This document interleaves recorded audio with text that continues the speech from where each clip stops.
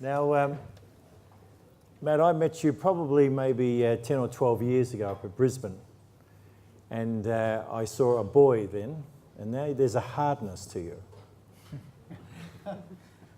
If you've got Victor as your coach, you certainly get a bit tougher over the years.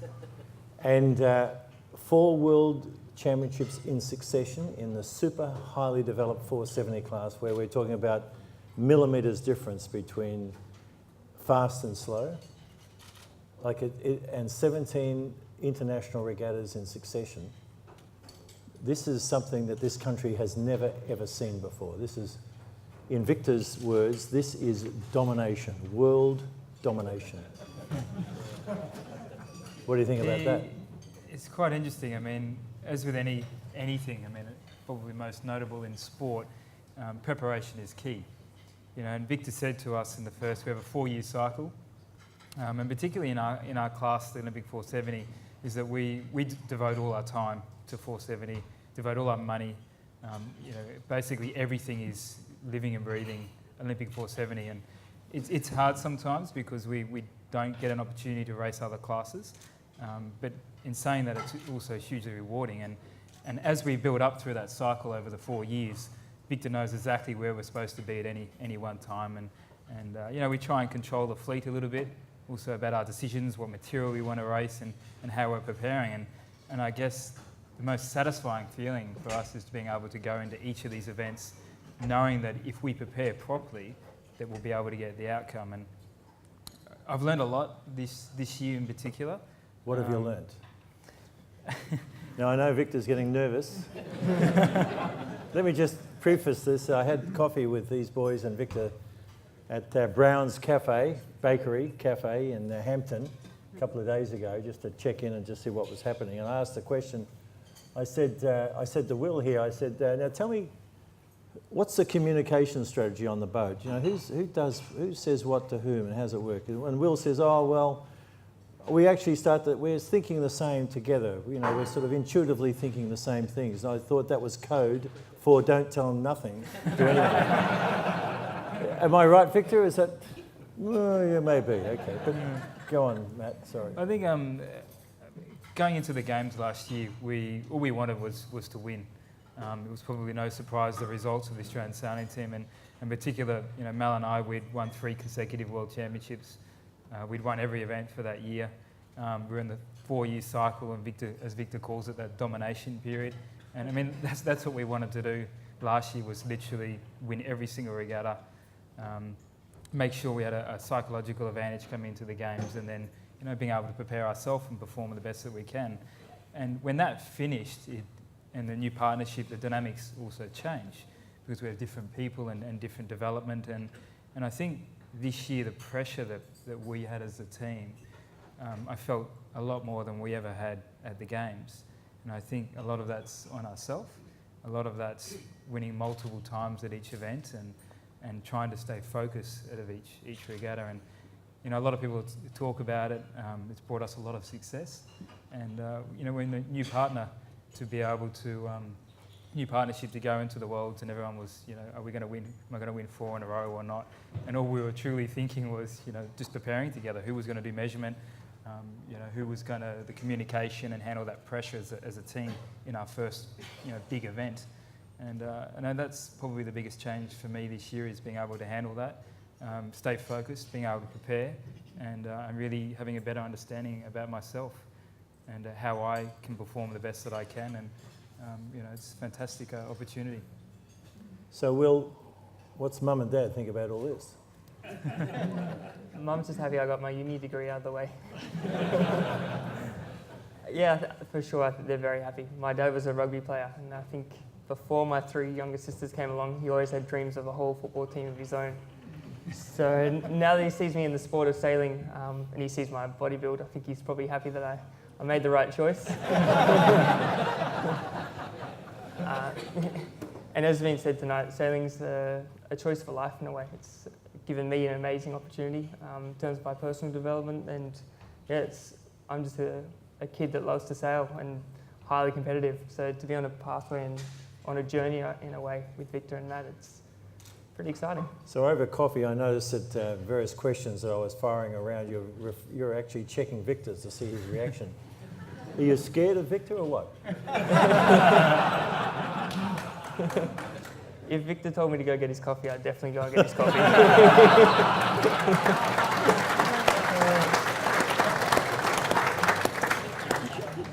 But Matt, you're less scared of Victor now. It's a different relationship. From, I think I would get him a coffee as well. So talking to Tommy here, Tom Slingsby, we're talking about, again, Kovalenko. And Tommy said, first of all, let me just say that, first of all, Peter Condi told me a story just after the Olympic Games, because the Australian sailing team, #1 team in the world, and #1 team for this country, for Australia, 3 gold and a silver. We only sent 13 athletes. The hit rate was unbelievable, 3 gold and a silver. So there was a major press conference immediately when the team went back to the London major games village, and they had a press conference, and there was Peter Condi, of course, head of high performance, and Victor. And at the end of the conference, at the press conference, they were walking out, and Victor says to Peter, he says, Victor, that was a very successful press conference. So Peter says to Victor, why is that? He says, because we told them nothing.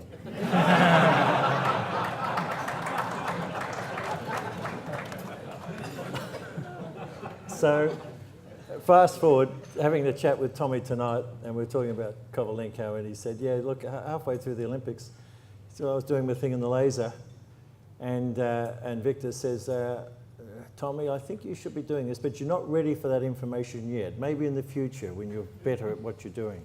It's beautiful stuff. So, really interesting, the impact of this fella, Kovalenko, on you. What do you think about this stuff? Like, do you ever question what's going on here? Not really. In my head I do, but I'd never say it out loud. And what about tell us between now, we are talking about domination here at the moment, okay? But we're talking also a fair way out before Rio, which is the end game, obviously. The road between now and Rio, how is it going to play?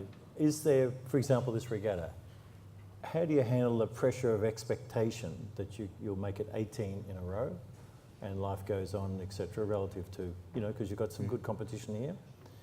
And indeed, the roadmap. How does this work out? What's the life balance here so that you don't go crazy in the process, and you indeed peak when it really matters, which is 2016? I think it's having specific goals, and for this event in particular, I guess it's racing on home waters, and we spend a lot of time overseas, so for us to race in Australia is pretty unique, and we absolutely love it. It also comes with a little bit more expectation from a media point of view, which is also fantastic for our sport. And we talked earlier a little bit about Victor's involvement, and what makes it so impressive for us is that he knows us so well, is that he can gauge that for us. I mean, it's very difficult for us when we're competing and we're so in that environment to actually sometimes take an outside view and say, hey, things are not really on track, and that's where Victor really comes in, and to be able to guide us in the right direction and get us a good psychology coming into racing and to stay motivated. To win 17 events in a row is pretty cool, but it haven't been easy, and a lot of those events have come down to the last race, and have really been critical moments. One tack, one jibe. If you saw the Olympic final for us, had a really bad start. We came back and maybe a little bit lucky at some point. We certainly deserved to win, but it's just the right timing and making the right decisions when it really mattered. And I think that's been an amazing thing that Victor's been able to get us in that mind frame to be able to do that. So tell us about when the decisions are really on the line. For example, this picture here, I think is really fascinating. I don't know whether you folks have seen it, but there's Matt looking up at the sail, presumably the mainsail. You hope so. Hope so. I was hoping that they would pick a photo that I was actually hiking, because Victor keeps looking at it and thinks I'm slackening off the whole time. So, And there's Will maximising his long frame. What do you weigh, Will? Am I allowed to say it, Victor?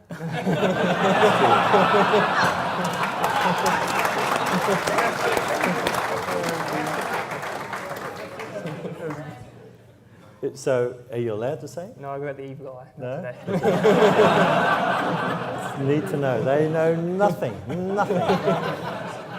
So, tell us about the mindset here. Going upwind, these boats. You know, how old is the design? 40 years old? 50 years. 50 years. Amazing. And they are so fast now for such an old design. In other words, the sophistication of the sails. And the other day, Victor said he's in awe of you guys when you're practicing, particularly with new sails. And I said, tell me about the new sails. He said, the sails are in harmony with the wind, and the way both of you operate the sails with the wind and the waves. He said, he is in awe of what you are doing. Like, you can't ask for a better accolade than that from the greatest coach that we've ever seen in the world of sailing, saying this to you boys. Tell us more about that. I know this is all off limits and so on, but this is all, in-house. I think if Victor doesn't say anything for 5 minutes, you know you're doing well. And that's the general rule of the more silent he is, the better you're probably performing. But I think, for us spending so many years in this class, and what I love about the 470 is that it's slow enough to make it interesting. There's not much separation between the boats. It's very tactical and strategical. So you've got to make the right decisions. You've got to have a good understanding of what's going to happen with the wind, and you've got to start well. And you can't afford to use speed to be able to get out of a bad situation. But yet we have some flexibility in our equipment that we have to have a really good understanding about how to tune the equipment for that particular day's competition, and whether it's strong wind or light wind, and the subtleties of the tuning are so small that if you make a mistake with pre-bend or with rake or with centerboard or with anything, you can get punished. And I think just continually learning and continually saying, okay, these conditions the boat's going to perform better, and having that global perspective of having really good racing, but having really good understanding about hydroaerodynamics, all the different points of sailing, and I think that's really a good balance. And it's probably also the only Olympic class I can race under 80 kilos, so I'm pretty happy about that. So this is the first time you've ever said 80 kilograms, is that the story? Now, Tommy was saying that they found new modes with the America's Cup, where they effectively, when they were empowered and were able to do it, they went from 20 odd knots to 30 knots upwind. This was all new. They discovered that during the racing. You boys are in the business of subplaning, and then you go for it. Is that an intuitive feel? Is that as a result of thousands of hours of practice, or? We wanted to put hydrofoils on it just to see how it would go. Yeah. But, yeah, it's time in the boat for us for sure. You know when the boat can be released? How does it feel? What do you do? You nudge each other and say, let's go, let's give it a sailing with the best sailor in the world, I'm not allowed to say too much, but sometimes I give him a little bit of a kick with my foot and just say, come on, Matty, let's go. When he hikes, we go a lot faster.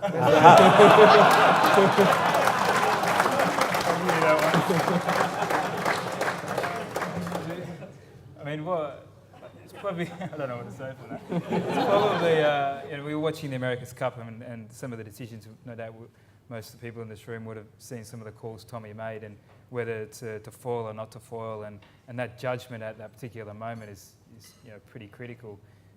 Changes the dynamics of the race and positions and everything else. And we're no different. We go a little bit slower than what those guys were doing. But whether to plane or not to plane is a lot of it's technique, judgment, waves. There's so many different things, and it's the same with a laser. I don't know if you can plane a laser, but Tommy developed planing upwind in the laser. Yeah. And that was another world of development, and this is all part and parcel of this world that you're in, of course. Now, let's talk a little bit about life balance here. University, both of you. Happy feet. You've got a little boy, Matt, and university, mum and dad, happy with that? Have you graduated? First Well? one, yep. In what? Bachelor of Commerce. No worries? Not too many. Do you have to defer your study or what? I had some interesting moments doing exams in backpackers in Germany and Right. a few different things Yeah. like that, but no, got through that So one. what about the concept of education with an Olympic athlete? It's compatible, it can work? I think it's almost a requirement in a way. There's not a huge amount of opportunities beyond sailing. There's a limited amount of people that do make it in the America's Cup and can survive. I think from a personal side of things, it's nice to have that background that you're moving in different aspects of your life. And it gives you that fallback plan if the sailing doesn't work out or when the sailing ends and you want go on a different tack. And what about you, Matt? What are you going to do when all this, when the dream, is Rio, is that going to be it or what? Or you just continue on until you die? I think as long as I love competing at the Olympics. For me, London was my first games. Spent 12 years getting there, and it was a journey that I experienced with my wife.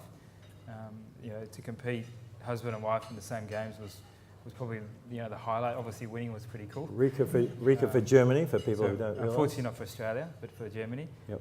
And since then, with my wife and I, lucky enough, we've got a 13-week-old son today. So it's been. When people tell you it changes your life, it certainly does. But just an amazing thing for me to be able to balance so intense Olympic campaigning, the travel and everything else with the joy of having a family. I also made the decision about 2 months before the Olympics that I wanted to further my education, and I started a Masters in Urban and Sustainable Development. And I started that, I think, 2 weeks after the Olympics. So it was a little bit strange to go into class and go to parades and then go into class and to juggle all that. But, I've done 3/4 of it this year, so it was almost full time.